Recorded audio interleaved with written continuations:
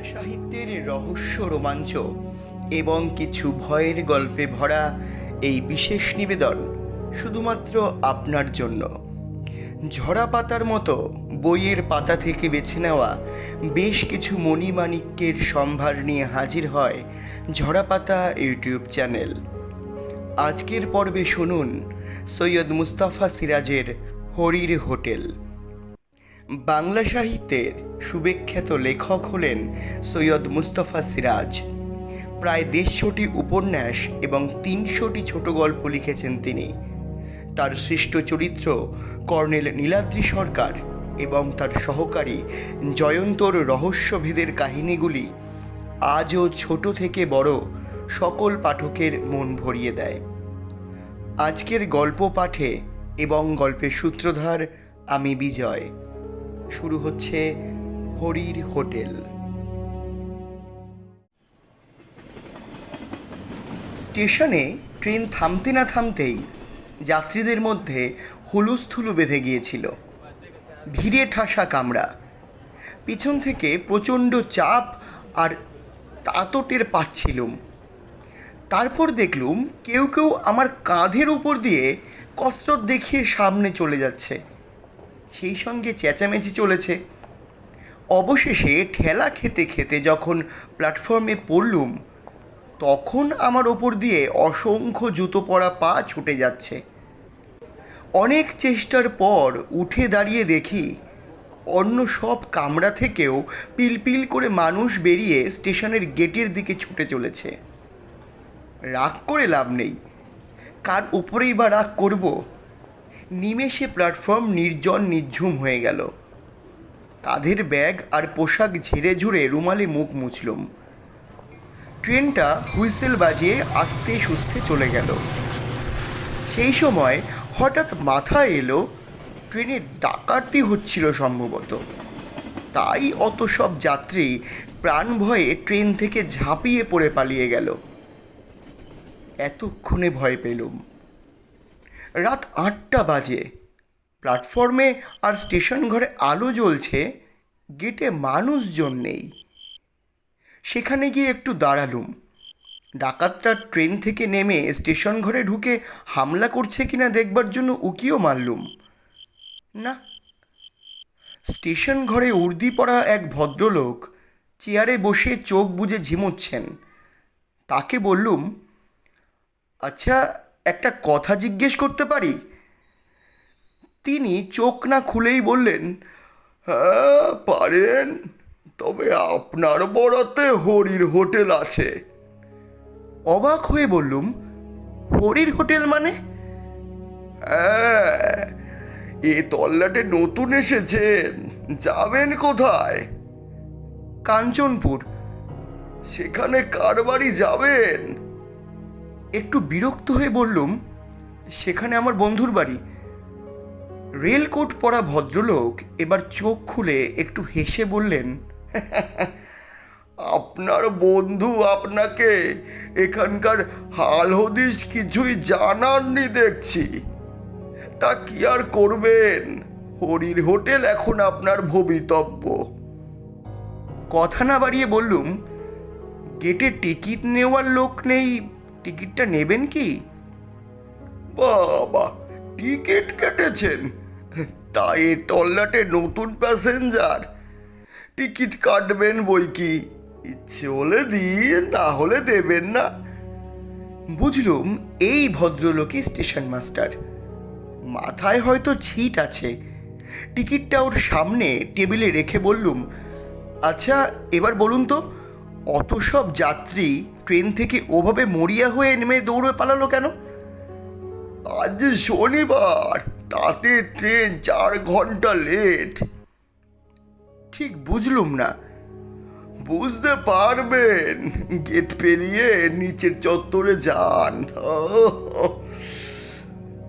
Gate পেরিয়ে দেখি কয়েক ধাপ সিঁড়ির নিচে একটা খোলামেলা জায়গা। এক প্রান্তে কিছু দোকানপাট। অস্পষ্ট জ্যোৎস্নায় লক্ষ্য করলুম চত্বর একেবারে জনহীন। আমার সহকর্মী ও ঘনিষ্ঠ বন্ধু নির্মল বলেছিল, স্টেশন থেকে নামলেই বাস, সাইকেল রিক্সা বা এক্কা ঘোড়ার গাড়ি একটা কিছু পেয়ে যাব, কিন্তু কোথায় তারা? একটা চায়ের দোকানে আলো জ্বলছিল, সেখানে গিয়ে বেঞ্চে বসে বললুম, আচ্ছা, পরের বাস কটায় দাদা? চাওয়ালা আমার দিকে তাকিয়ে মুচকি হেসে বলল, বাবু মশাইয়ের আশা হচ্ছে কোত্থেকে? কলকাতা। ঠিক ঠিক, তা যাওয়া হবে কোথায়? কাঞ্চনপুর। পরের বাস কখন আসবে? বাবু মশাই, এ রাত্রিরে আর বাস আসবে না, আসবে সেই ভোরবেলা। কেননা রাত্রিরে তো এই স্টেশনে আর কোনো ট্রেন থামে না। সাইকেল রিক্সা বা এক্কা গাড়ি?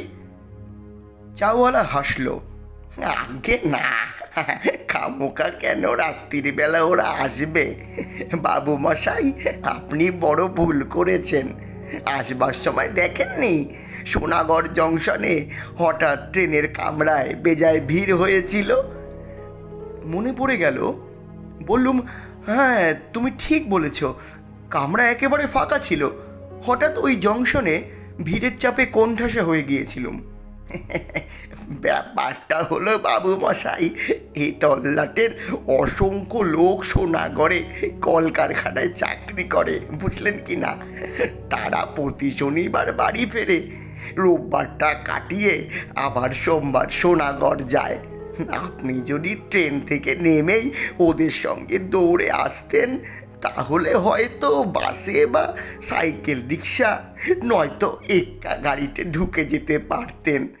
হ্যাঁ, সহজে পারতেন না, একটু কসরত করলে হয়তো হয়ে যেত, এই যা। এবার ব্যাপারটা বুঝতে পারলুম। নির্মলের ওপর রাগ হলো। এই ব্যাপারটা আমাকে তার খুলে বলা উচিত ছিল, কিন্তু আর রাগ করে লাভ নেই। তাছাড়া নির্মলের মেয়ের অন্নপ্রাশন কাল রবিবার। আমি কবে যাব নির্দিষ্ট করে তাকে তো বলিনি, শুধু বলেছিলাম নিশ্চয়ই যাব, শনিবার পর্যন্ত অপেক্ষা করিস। বললুম, এক কাপ চায়ের ব্যবস্থা করা যায় না দাদা? চাওয়ালা গম্ভীর মুখে মাথা নাড়ল। না বাবু মশাই, উনুনে আমার রাতের রান্না শেষ করে জল ঢেলে দিয়েছি, আর চা করার কোনো উপায় নেই। আচ্ছা, এখানে হরির হোটেলটা কোথায়? লোকটা যেন চমকে উঠল। হরির হোটেল? এর আগে কখনো হরির হোটেলে খেয়েছিলেন নাকি? না, আমি এই প্রথম এখানে এসেছি। হরির হোটেলের কথা স্টেশন মাস্টারের মুখেই শুনলুম। ও আচ্ছা, হরির হোটেলে যখন যাওয়ার ইচ্ছে হয়েছে চলে যান, তবে একটু দেখে শুনে যাবেন।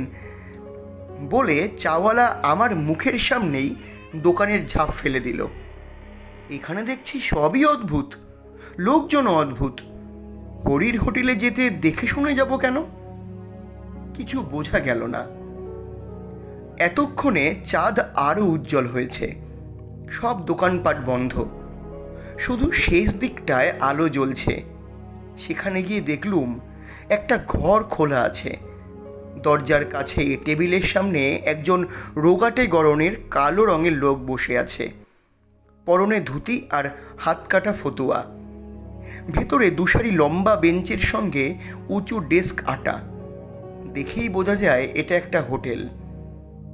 এটাই তাহলে হরির হোটেল। লোকটি আমাকে দেখেই কেন যেন সবিনয়ে করজোড় নমস্কার করল। আমিও নমস্কার করে বললুম, আচ্ছা, এটাই কি হরিবাবুর হোটেল? সে জিভ কেটে মাথা নেড়ে বলল, আজ্ঞে স্যার, দয়া করে আমাকে বাবু বলবেন না, আমি একজন সামান্য লোক। বাইরে টাঙানো সাইনবোর্ড দেখুন, লেখা আছে অন্নপূর্ণা হোটেল, কিন্তু এ তল্লাটে সবাই বলে হরির হোটেল।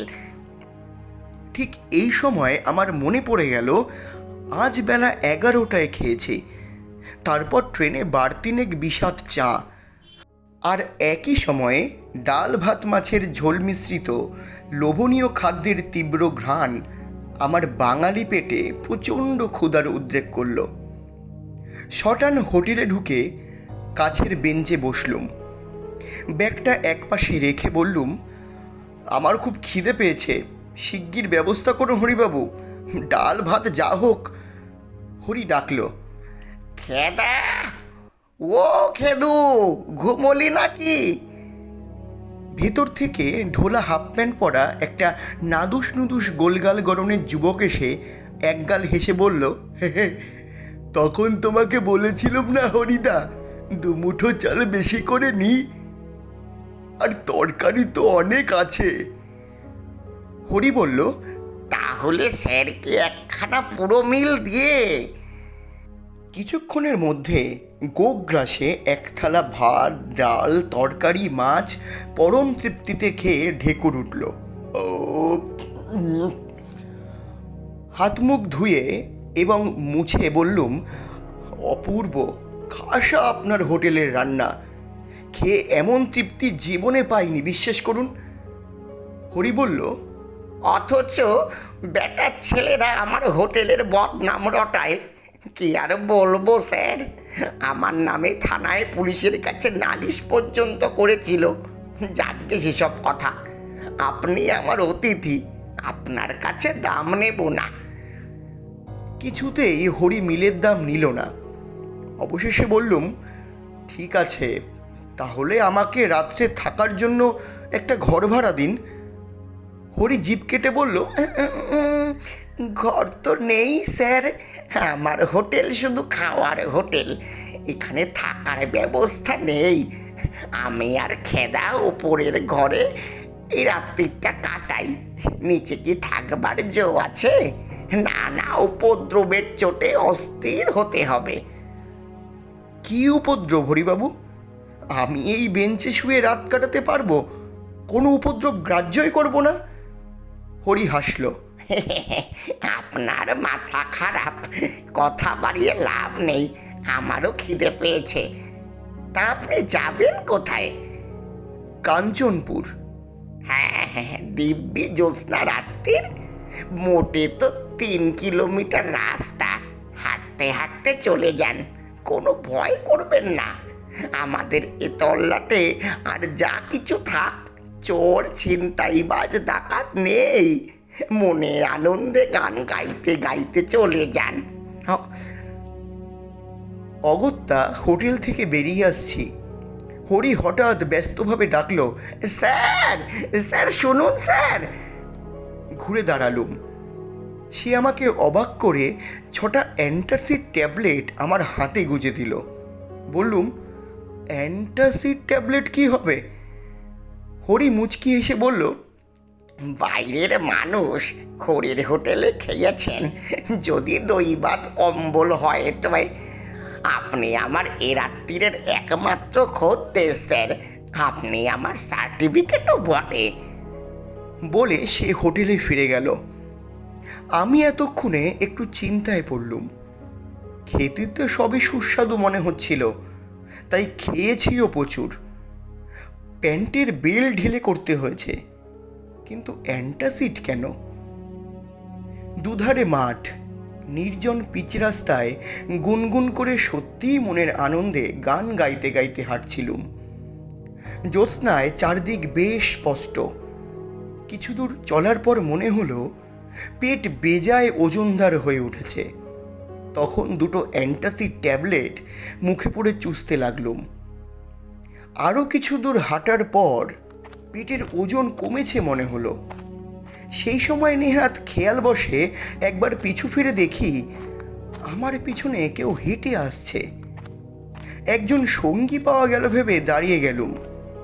অমনি সেই লোকটাও দাঁড়িয়ে গেল। বললুম, কে? কোনো সাড়া এলো না। একটু ভয় পেলুম, ছিনতাইবাজ বা ডাকাত নয় তো। চলার গতি বাড়ালুম। তারপর এক অদ্ভুত ঘটনা লক্ষ্য করলাম। যতবার পেছনে তাকাচ্ছি দেখছি জ্যোৎস্নায় কালো রঙের মূর্তির সংখ্যা বেড়ে যাচ্ছে।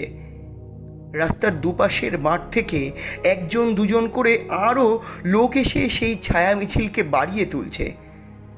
অবশেষে ঘুরে দাঁড়িয়ে চেঁচামেচি করে বললুম, তোমরা যেই হও, আমার কাছে ডাকাতি করার মতো মাল করি নেই। বন্ধুর মেয়ের অন্নপ্রাশনে উপহার দিতে কিছু পুতুল আর জামা কিনেছি। নগদ টাকা কড়ি যা আছে তা তোমরা কেড়ে নিয়ে ভাগাভাগি করলে প্রত্যেকে একটা আধুলির বেশি পাবে না। কাজেই তোমরা কেটে পড়ো। আশ্চর্য ব্যাপার, কালো কালো মানুষের দল স্থির দাঁড়িয়ে আছে। তারপর আবার কিছুটা হেঁটে গিয়ে ঘুরে দেখি তারাও সমান দূরত্বে আমাকে অনুসরণ করছে। এরা কারা? অজানা ত্রাসে শিউরে উঠলুম। সাহস দেখিয়ে খুব চেঁচিয়ে বললাম, সাবধান, আমার কাছে রিভলভার আছে, আমি কিন্তু পুলিশের লোক, গুলি করে মুন্ডু উড়িয়ে দেব। কিন্তু এই হুমকিতেও কাজ হলো না। আমি যত দ্রুত হাঁটছি তারা একই দূরত্বে নিঃশব্দে হেঁটে আসছে। আমি থমকে দাঁড়ালে তারাও দাঁড়িয়ে যাচ্ছে। এই অদ্ভুত মায়াকালো মিছিল পিছনে নিয়ে হেঁটে চলা সহজ ছিল না। আমার গলা তৃষ্ণায় শুকিয়ে গেছে। সঙ্গে জলের বোতলও নেই, এমনকি একটা টর্চও আনিনি। আতঙ্কে দিশেহারা হয়ে আমি দৌড়তে শুরু করলুম। দৌড়তে দৌড়তে যতবার পিছু ফিরে তাকাচ্ছি সেই বিভীষিকার আমাকে অনুসরণ করে চলেছে। কিছুক্ষণ পরে সামনে ঘন কালো গাছপালার ফাঁকে রাস্তার ধারে একটা মন্দির দেখতে পেলুম। মন্দিরের উঁচু খোলা চত্বরে কারা বসে কথা বলছিল। আমি দৌড়ে গিয়ে সেখানে দাঁড়াতেই লোকগুলো হইচই করে উঠল। ও কে কে কে কে? হাঁপাতে হাঁপাতে বললুম, আমি আমি কেউ ধমকে বলল, আরে আমি কে? আগে আমি আমি কলকাতা থেকে আসছি, যাব কাঞ্চনপুর। বাস ফেল করে বড় বিপদে পড়েছি। একজন বলল, তাই বলুন, তা বিপদটা কি? একদল কালো কালো লোক আমাকে ফলো করে আসছে। সর্বনাশ, আপনি কি হরির হোটেলে খাইয়াছেন? হ্যাঁ, খেয়েছি তো, বড্ড খিদে পেয়েছিল। অমনি আবার হইচই পড়ে গেল। ওরে, এ হরির হোটেলে খেয়েছে রে, কি সর্বনাশ! আমার একা নয়, সঙ্গে হরির হোটেলে খাওয়া পুরো দলটাকে সঙ্গে নিয়ে আমাদের গায়ে এসেছে। হায় হায় রে হায়! এসব বলতে বলতে লোকগুলো মন্দিরের পেছনে উধাও হয়ে গেল। তারপর গ্রামের কুকুরগুলো ডাকতে লাগলো। আমি এবার কি করব ভাবছি, সেই সময় দেখলুম উঁচু চত্বরের পাশে একজন লোক দাঁড়িয়ে আছে। বললুম, দেখুন তো মশাই, কি অদ্ভুত ব্যাপার, বিপদে পড়ে এখানে ছুটে এলুম, অথচ ওরা অমন করে পালিয়ে গেলেন। লোকটি খিকখিক করে হেসে বলল, পালাবাড়ি কথা, আপনি হরির হোটেলে খেয়েছেন কি না? করুণ স্বরে বললুম, কেন, হরির হোটেলে খেলে কি হয়? যে খায় সে ভেদ বমি হয়ে টসে যায়। আমি কিন্তু টেসে যাইনি মশাই, হরিবাবু আমাকে অ্যান্টাসিড দিয়েছিলেন, দুটো খেয়েওছি। দুটোতে কাজ হয় না মশাই, এখনো আপনার পেটে হরির হোটেলের ভাত আছে তো, তারই গন্ধে যত গন্ডগোল বেঁধেছে। কারা আপনাকে ফলো করেছে বলেছিলেন যেন? হ্যাঁ হ্যাঁ, একজন দুজন করে অন্তত 30-40 জন হবে। জ্যোৎস্নায় সব কালো কালো মূর্তি। তারা হরির হোটেলে খেয়ে টেসে গেছে। কথায় বলে স্বভাব যায় না মোলে। হরির রান্নাটা যে সুস্বাদু, সেই লোভে পড়ে পেট পুড়ে খেলেই কেলেঙ্কারি। ওরা ভেট বমি করে টেসে গিয়েছে বটে, কিন্তু লোভটা যায়নি। আপনার পেট থেকে হরির সুস্বাদু রান্নার গন্ধ টের পেয়েই ওরা আপনার পিছু নিয়েছে, বুঝলেন তো? বুঝলুম, কিন্তু আপনি দয়া করে আমাকে কাঞ্চনপুরে পৌঁছে দিন। কাঞ্চনপুর আরো প্রায় 1 কিলোমিটার। সেখানে কাদের বাড়ি যাবেন? নির্মল সিংহের বাড়ি। ও, সিংহে মশাইদের বাড়ি। চলুন, আমার বাড়ি ওই গ্রামে। তবে সাবধান, আপনি আগে আগে চলুন, আমি যাব পিছনে। কেন, আমাকে কি আপনি ভয় পাচ্ছেন নাকি? কিছু বলা যায় না। হরির হোটেলে পর্যন্ত যারা খেয়েছে তারা সবাই টেসে গেছে। আহা, বলছে তো আমার কিছু হয়নি। লোকটি খিকখিক করে হেসে বলল, টাটকা টেসে যাওয়া বডি তো, তাই প্রথম প্রথম কিছু টের পাওয়া যায় না। মনে হয় এই তো দিব্য আমার বডিখান আস্ত আছে, কিন্তু আত্মার ভ্রম। আসলে বডি কখন চিতায় পুড়ে ছাই হয়ে গেছে। কি অদ্ভুত! মোটেও না, এমন হতে পারে আপনার বডির স্মৃতি আপনাকে এখনো আস্ত রেখেছে। যাকে চলুন, পেছনে তাকাবেন না, আমিও তাকাবো না। কিছু দূর হেঁটে যাওয়ার পর বললুম, দেখুন, আপনার যেমন আমাকে ভয় করছে, তেমনি আমারও আপনাকে ভয় করছে। কখন পেছন থেকে আপনি কি করে বসবেন? ঘাড় মোটকে দেব বলতে চান? যা অবস্থা, তাতে এবার ওইটুকুই যা বাকি। বাজে কথা বলবেন না, আপনি বড় অকৃতজ্ঞ মানুষ তো। আমাকে মানুষ বললেন যখন, তখন আর আমাকে ভয় কেন? বরং আপনার ভয় পাওয়া উচিত যারা আমাকে ফলো করে আসছিল তাদের। লোকটি থমকে দাঁড়ালো। এই রে, একেবারে ভুলে গেছি, আমার জামার পাশ পকেটে টর্চ আছে, বের করা যাক। আগে আপনাকে টর্চের আলোয় দেখে নি, তারপর এখনো কেউ পিছনে ফলো করছে কিনা দেখা যাক। বলে সে টর্চ জেলে আমাকে খুঁটিয়ে দেখল। তারপর ঘুরে দাঁড়িয়ে পিছনের দিকে টর্চের আলো ফেলল। কয়েক মুহূর্তের জন্যে সেই আলোয় দেখলুম এক দল আস্ত কঙ্কাল ছিটকে দুধারে গাছপালার মধ্যে লুকিয়ে পড়ল। আর লোকটাও সেই দৃশ্য দেখে প্রচণ্ড বেগে দৌড়ে কোথায় যেন উধাও হয়ে গেল। আমার সৌভাগ্য, তার হাত থেকে জ্বলন্ত টর্চটা ছিটকে পড়েছিল। সেটা আমি কুড়িয়ে নির্ভয়ে এবার হেঁটে চললুম। মাঝে মাঝে পিছু ফিরে টর্চের আলো ফেলছিলুম, কিন্তু আর কেউ আমাকে অনুসরণ করছিল না। বেশ কিছুক্ষণ চলার পর রাস্তার বাঁকের মুখে মোটরসাইকেলের উজ্জ্বল আলো দেখা গেল। তারপর মোটরসাইকেলটা আমার কাছে এসে থেমে গেল। নির্মলে সাড়া পেলুম। যা ভেবেছিলুম, এতক্ষণ পর্যন্ত অপেক্ষা করে হঠাৎ মনে পড়ে গিয়েছিল, বুঝলি? আজ তো শনিবার, পুটু কি অত ভিড়ের মধ্যে বাসে উঠতে পারবে? আরে, হেঁটে আসতে কোনো অসুবিধা হয়নি তো? আয়, ব্যাক সিটে বস, দোষটা আমারই, বুঝলি? মোটরসাইকেলের ব্যাক সিটে চুপচাপ উঠে বসলুম। যা ধকল গেছে, এখন আর কোনো কথা নয়। না, পরেও আর কোনো কথা নয়। এমনকি হরির হোটেলে খাওয়ার কথাও চেপে যাব। হরির দেওয়া অ্যান্টাসিডের ট্যাবলেট দেখিয়ে বলবো, রাতে কিছু খাবো না, পেটের অবস্থা ভালো না। তাছাড়া আমি হরির হোটেলে খেয়ে এসেছি শুনলে নির্মল নির্ঘাত আমাকে ফেলে পালানোর চেষ্টা করবে। তার মানে মোটরসাইকেলের অ্যাক্সিডেন্ট এবং আমি নিজেই ভূত হয়ে যাব। সর্বনাশ! শুধু একটাই ভাবনা, হরির হোটেলের ভাত যতক্ষণ না পুরো হজম হচ্ছে ততক্ষণ কি নির্মলের বাড়ির আনাচে কানাচে সেই ছায়া কালো মিছিলের মূর্তিগুলো গন্ধ শুকতে ঘুরঘুর করে বেড়াবে? দেখা যাক।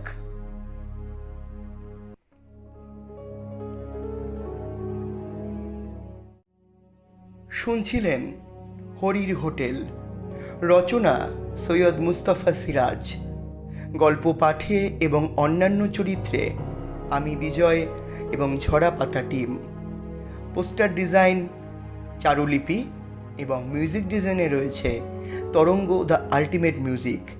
সমগ্র পরিচালনা এবং পরিকল্পনা study academy the symbol of education. দেখা হচ্ছে পরবর্তী আরেকটি পর্বে নতুন কোনো গল্প অথবা কবিতা নিয়ে। ততক্ষণ শুনতে থাকুন, পাশে থাকুন ঝরাপাতা ইউটিউব চ্যানেলের। ঝরাপাতা, কবিতার ও গল্পের কথা বিজয়ের সঙ্গে। চ্যানেলটি যারা এখনও সাবস্ক্রাইব করেননি, সাবস্ক্রাইব করে পাশে থাকুন নতুন নতুন গল্প পেতে, নতুন নতুন কবিতা পেতে। দেখা হচ্ছে আগামী সপ্তাহে। সকলকে অসংখ্য ধন্যবাদ।